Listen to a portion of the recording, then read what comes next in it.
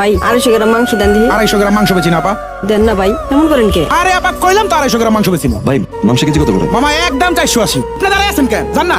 ভাই এনার একটু কর না, আমার 250 গ্রাম মাংস দিতে। আমার 4 কেজি মাংস দেন। ভাই কর না। এই আপা জান যত সব 250 গ্রাম মাংস চাইতো।